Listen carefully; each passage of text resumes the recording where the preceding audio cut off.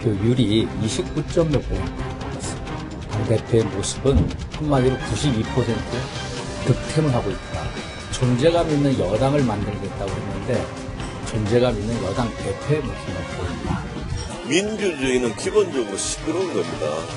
어저께 그러한 말은 충분히 나올 수 있는 말이라고 생각을 하고 우리 박근혜 대통령께서 다 좋은데 소통이 부족하다고 다들 지적했지 않습니까? 그렇게라도 만나서 소통하는 것은 좋은 일이라고 생각합니다. 서운하진 않아요. 서운 민주주의는 원래 그런 거라니까. 김무성 문재인 의원의 국제시장 관람 행보에 관심이 모아지고 있죠. 여야의 내용도 곳곳에서 이어지고 있는데요. 여상원 변호사, 이용혁 교수, 정철진 평론가, 그리고 이남희 채널A 정치부 기자와 함께하겠습니다. 안녕하십니까? 안녕하십니까? 네. 자, 오늘은 여권 얘기부터 좀 시작을 했으면 좋겠는데, 조금 전에도 보셨지만, 지금 윤상현 의원, 친박 핵심 아니었습니까? 네. 윤상현 의원, 김무성 대표가 아주 강하게 공격을 했어요. 29%의 지지율로 당선돼 놓고 92%의 당권을 행사하고 있다. 이런 얘기잖아요. 네, 그렇습니다. 예. 그런데 김무성 대표 좀 전에 이렇게 좀 반박도 했지만 이게 좀 관심이 되는 게 네. 지난 19일에 청와대 비공개 만찬 이후에 친박 핵심들 네. 그러고 나서 김무성 대표를 좀 공격하는 그런 양상 아닌가. 공교롭게도 예. 친박 인사들이 어제부터 김무성 대표 공격에 나섰는데 어제 또 공교롭게도 네. 12월 19일 날 박근혜 대통령과 신칠인회가 청와대 신칠인회. 그렇죠. 예. 비공개 숙련 행사를 가졌다 이래서 또 논란이 되기도 했습니다. 이 신칠인회 누군지 좀 면면을 좀 살펴드리면은요. 네. 최경환 경제부총리도 있고요. 서청원 최고위원도 있고요. 네. 주로 이제 3선 이상의 친박계 의원들 7명이 바로 그 박 대통령과 12월 19일 그러니까 대선 2주년, 대선 승리 2주년 때 만났다 이겁니다. 근데 여기에서 김무성 대표의 경우는 그 박근혜 당시 2012년 그 대선 캠프에서 총괄 선대본부장을 맡았었는데도 이 모임에 배제돼 있어서 미묘한 해석을 낳았고요. 이 모임이 있은 지 얼마 안 돼서 어제 서청원 최고위원이 주도하는 그 모임에서 친박계 인사들이 일제히 김무성 대표를 공격하고 나서서 뭔가 이제 청와대 그 회동 때 무슨 얘기가 있었던 게 아니냐라는 좀 오해까지 지금 생기는 상황입니다. 아, 그렇군요. 네. 약간 의심은 좀 갈 수 있겠네요. 근데 재미난 것이 왜 저기 이제 이정현 의원은 없냐 뭐 이런 얘기들도 있었는데 이게 3선 이상 의원들 모임이어서 이제 또 친박 핵심으로 꼽히는 이정현 의원은 또 좀 참석하지 않았다. 그렇군요. 이정현 의원은 그래서 빠졌고. 예. 네. 그러니까 아무래도 요즘에 어떻게 정치인들이 그룹으로 등장하는 것이 하나의 새로운 트렌드가 아닌가. 7명이 좀 추가되는 것 같은데. 주로 7명이네요. 예. 그런데 그 중에 이제 나는 빠졌다라고 하면 사실은 마음적으로 상당히 좀 상심하지 않았을까. 그런 생각이 많이 듭니다. 인간적으로 말이죠. 그러니까요. 같이 하는 나만 쏙 빠지면 상당히 마음이 그럴 것 같은데. 그런데 불구하고 어쨌든 김무성 대표께서는 민주적인 사회에서 늘 있을 수 있는 일이고. 또 한편으로 본다면 이제 그 박근혜 대통령이 여러 부류를 이렇게 만나는 새로운 신호탕으로 해석할 수 있는 것이 아니냐라는 취지의 발언한 것을 보면 그런 내색을 이제 안 하는 것 같은데. 다만 이제 문제점이 이거 같습니다. 어쨌든 간에 그 박근혜 대통령이 지금까지 좀 비난을 받았던 것이 공식 루트와 공식 채널보다는 어쨌든 좀 미행스러운 비밀 노선 같은 것을 통해서 얘기를 듣고 이런 경향이 좀 있었는데 어떻게 본다면 지금 그 당청 관계에서 당의 공식 루트는 아니란 말이죠. 당 대표와 당 간부가 있는데 소위 말해서 새로운 친박 7인과 회동을 했다는 이 부분에 대해서는 좀 약간 석연치 않은 그런 부분이 분명히 있고요. 물론 이제 글쎄요, 박근혜 대통령 입장에서는 이제 그 3년 차를 맞이해서 아무래도 가차온 사람들과 힘을 같이 해서 3년 차에 새로운 동력 드라이브를 거는 하나의 어떤 그 원조적인 힘을 얻는 그와 같은 것으로 해석할 여지도 있는데 앞으로 좀 지켜볼 대목이 아닌가 보입니다. 제가 볼 때는 그 김무성 대표에 대한 좀 견제구 그리고 지금 청와대에서 김무성 대표에 좀 불만이 좀 있는 것 같습니다. 아, 그렇습니까? 박근혜 대통령이 추구하는 거 있지 않습니까?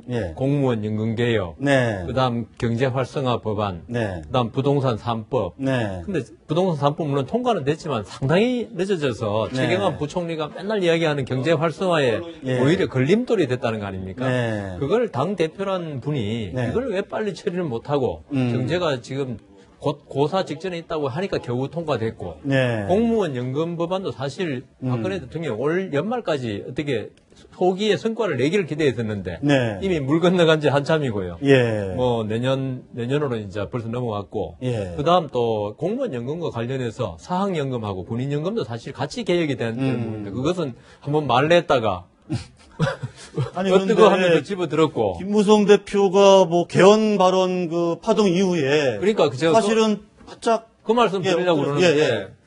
그렇게 공격을 받았으면 당 대표가 있죠. 예. 당 최고위원 물론 있지만 네. 뭔가 발끈할 수도 있는데 네. 너무 점잖아요. 좀 대응이 예. 이게 아마 지난번 개헌 발언 이후에 예. 십자포화를 맞고 네. 김무성 대표가 너무 기가 죽어 있는 듯한 모습을 보여서 기가 죽은 걸로 봐야 될지 아니, 전략적으로 좀 일단은 예. 납작은 모습을 보이니까 오히려 안타까운데 예. 예. 근데 한편으로는 민주주의 정당이라면은 이런 이야기 나오고 저런 이야기 나오고 예. 서로 싸우는 모습 그게 물론 국가의 기강을 흔들고 이러면 안 되지만은 당 내에서 다양한 목소리 나오고 거기도 비판하고 또 맞받아치고 예. 이거는 뭐 괜찮은 거라고 봅니다. 그리고 알겠습니다. 아마 12월 19일 회동을 계기로 이렇게 터져 나왔다고 그러는데 비난이 제 생각에는 뭐 7인 점 3선 이상 아닙니까? 네. 7인 회는 아니라고 보고 저는 뭐 이거 언론에서 이름 붙이기 좋아하는 사람들이 뭐 십상신이 붙이는 거지. 뭐 7명이 신칠이네라고 아마 또. 6명 갔으면 6인이라 그랬을 겁니다. 네. 3명 갔으면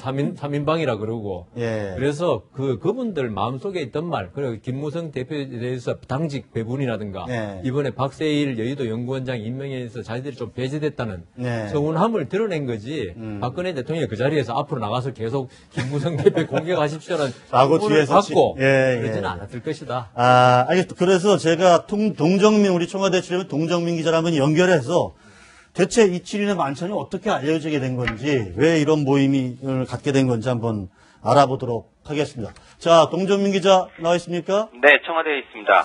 자, 근데 대통령과 7인의 만찬이 비공개였잖아요. 네. 그런데 이게 어떻게 알려지게 된 겁니까? 혹시 그 참석 7인 중에 한 명이 의도적으로 흘린 건 아닌가요? 네, 누가 언론에 만찬 사실을 흘렸는지 아직 정확하진 않지만 네. 말씀하신 대로 7명 중에 1명이 흘렸을 거다 이런 추측이 중론입니다. 그렇다면 본인이 박 대통령과 가까운 친박 핵심이라는 것을 과시하기 위한 것 아니었겠느냐 네. 이런 추측들이 나오는데요. 청와대에서는 소통 차원에서 비공개로 이렇게 의원들을 가끔 만나왔는데 이번에 유독 알려진 데 대해서 난감해하는 분위기도 있습니다. 네. 그렇군요. 그런데 어쨌든 김무성 대표가 아까 조금 전에도 얘기가 나왔습니다만은 총괄선대 본부장을 맡았었잖아요. 대선 때. 그럼 당선 기념일 만찬 때 빠진 거에 대해서 아무래도 이런저런 정치적 해석이 나올 수밖에 없지 않습니까? 네. 어떤 이유로 뺀 걸까요? 청와대는 이 모임 자체가 그냥 네. 비공개 친목 모임이었다 이렇게 해명을 하고 있습니다. 네. 당대표는 그동안 여러 차례 만난 데다가 대표를 비공개로 여러 명이 모이는 자리에 굳이 부를 이유가 없다는 거고요. 네. 특히나 이 모임 자체가 최경환 경제부총리가 주선한 것으로 알려져 있는데 네. 최 부총리가 여당 대표로 오라 이렇게 하는 모양새도 좋지 않은 측면이 있습니다. 네. 특히 이 시기가 정윤회 문건 파동 때문에 대통령이 한참 힘들 때였는데요. 네. 대통령의 우호적인 친박 중진 의원들이 대통령에게 좀 힘을 주자 이런 측면도 있었던 것 같습니다. 자, 청와대 회동 후에 친박이 마치 똘똘 뭉쳐서 김무성 대표의 어떤 당 운영에 대해서 좀 문제를 제기하는 그런 양상이거든요, 지금. 네. 이렇게 비춰지는 모습에 대해서는 청와대는 어떻게 보고 있습니까? 청와대는 친박이 뭉쳐서 김무성 대표를 공격하는 지금 상황 그렇게 반기지만은 않는 분위기입니다. 네. 박 대통령은 내년이 선거가 없는 해라고 여러 번 강조를 했는데요. 그만큼 경제 활력을 회복하는데 여당이 한 목소리로 도와주기를 간절히 바라고 있습니다. 그러나 친박과 비박 간의 세력 싸움으로 비춰지면서 당이 네. 흩어지는 이런 모양새가 오히려 동력을 약화시킬 수 있다. 그런 점에서 우려의 목소리가 많이 나오는 분위기입니다. 그렇군요. 자, 동정민 기자 잘 들었습니다. 네, 감사합니다. 정평론가. 네. 뭐 청와대는 뭐 오히려 이렇게 되는 양상이 좀 우려스럽다 뭐 이런 반응이라는데. 그렇죠. 예. 근데 이제 이번에 비공식 이번 모임에 네. 팩트 체크가 확인되면서 또 하나 그러니까. 나왔던 얘기가 정무장관 신설 얘기가 오갔다 이런 정보까지 같이 나오고 있거든요. 그렇죠. 당시 친박 서청원 의원들이. 의원이 그렇죠. 제기한 걸로 이렇게 돼 있죠. 예. 정무장관 출신이거든요. 그렇습니다. 예. 그래서 전 뭐 개인적으로 박근혜 정부의 정무장관이 좀 필요하다. 이게 DJ 정부에 있다가 그때 없어지지 않았습니까? 네. 뭐 그때는 정무를 워낙 대통령 본인이 잘했기 때문에 그랬던 것 같은데 좀 역설적인 게 만에 하나 이번에 다음 개각 때 진짜 정무장관직이 나오게 되면 또 청와대가 너무 친박 의원들 말만 듣는 거 아니야? 또 이런 비난도 나올 수가 있을 것 같아서 역설적인 상황인 것 같습니다. 알겠습니다.